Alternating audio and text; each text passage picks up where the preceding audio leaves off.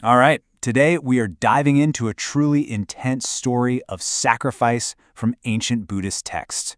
We're talking about a king who had absolutely everything the world could possibly offer, but was willing to burn it all down, and I mean that literally, for a single moment of truth. Let's get into it.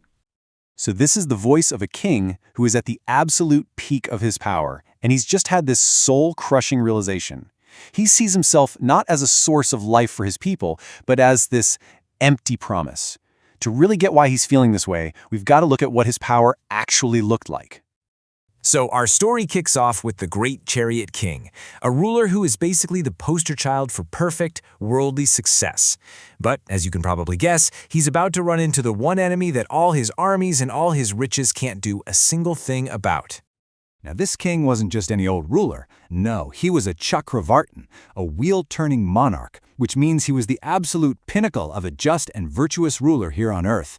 He had the 7 precious jewels, which meant his rule was so righteous he commanded loyalty without ever using force. His people, they were safe, they were fed, they were comfortable. By every single worldly measure, this guy was the perfect king. But the thing is, as the king looked out at his people, he started to see this shadow, a shadow that his power just couldn't touch. I mean, he could give them food, but that didn't stop them from getting sick. He could build them beautiful palaces, but that didn't stop them from growing old. And no matter how just his rule was, he couldn't save a single one of them from death. He realized his power only addressed the symptoms, not the disease. And this feeling, this deep sense of being totally powerless, it all came into sharp focus for him because of this tragic story he once heard, a parable that just perfectly captured the futility he was feeling. Okay, so picture this. A famine so bad that people are literally resorting to cannibalism. A wealthy man, just moved by incredible compassion, opens up his entire fortune to save everyone. He prepares this massive feast. But because of a hidden, unknown poison, venom from snakes living in the well, his life-saving act turns into a devastating tragedy. His kindness becomes death. And that was the light bulb moment for the king. He saw his own rule, his whole kingdom, in that story. The material comforts he provided were just like that poisoned food. Sure, they offered some temporary relief, but they couldn't cure the underlying poison of impermanence and suffering that was afflicting every single one of his subjects. After this, the king became obsessed. He just could not accept that this was it, that this was the end of the story. So he made a vow to find a medicine for the world, a transcendent cure that went way beyond gold and grain. So, what he was searching for, it's known as the Dharma. And this isn't just a set of rules or a religion. It's supposed to be the fundamental law of reality itself, the ultimate truth that, if you could truly understand it, could free you from that endless cycle of birth, death, and suffering. He scoured his entire empire, sending messengers to every corner of the known world, asking, who knows the Dharma? Who can teach it? And the search seemed completely hopeless. But then, finally, in some remote region, a single hermit, a Brahmin, steps forward and says, I know it. The king, as you can imagine, is ecstatic. He immediately summons this man to the palace. So the king rolls out the red carpet for this Brahmin, seating him on his own throne. He was ready to pay absolutely any price for this sacred knowledge.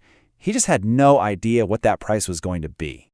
And the king, he offers up the whole shebang, all the wealth of his empire, his entire kingdom, even his own family. But the Brahmin, he just shakes his head, not interested. He looks at the king and says the wisdom he has isn't so cheap. The only offering worthy of the Dharma was the king himself. The demand was horrifyingly specific. And no, this was not a metaphor. The Brahmin wanted the king to turn his own living body into a sacrificial candelabra, 1,000 burning lamps made of his own flesh and oil. Only in that agonizing light would he share the truth. So, faced with this just unthinkable choice, the king, believe it or not, doesn't hesitate for long.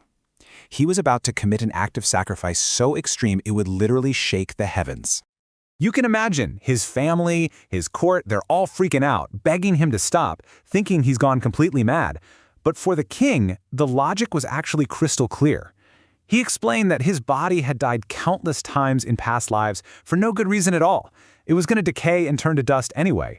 So to use it now in one final meaningful act to get wisdom for all beings, well, that was the greatest purpose it could ever possibly have.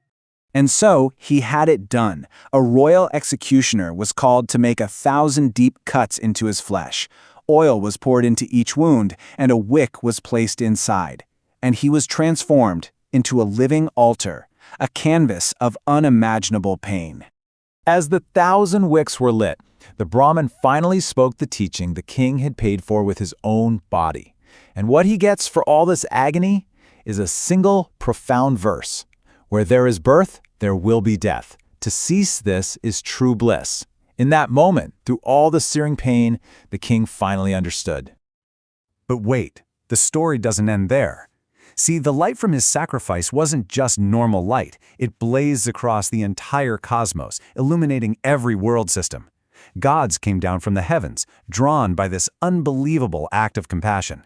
And every single being who saw this light or heard the verse carried on it was inspired to start their own journey toward liberation. His one personal sacrifice had this ripple effect across the entire universe. So what are we supposed to take away from this incredibly brutal, but also unbelievably powerful story? Well, it's a perfect illustration of one of the most important ideals in Mahayana Buddhism. What the king was doing, that's the very definition of a bodhisattva. This is a being who isn't just seeking their own liberation, but is willing to endure any hardship, even, yes, lighting their own body on fire, out of this overwhelming compassion for others. Remember how the king felt like a dry well, unable to really quench his people's thirst? Well, the bodhisattva path is the ultimate answer to that feeling. It's about becoming an endless well of wisdom and compassion for everyone, no matter what it costs you personally. And that's really what this story leaves us with, right? A really challenging question. It pushes us to think about the limits of our own generosity, our own concern for others. In a world that is so full of suffering, what does true radical compassion really look like? What's its price? And what are we willing to give up for the well-being of others?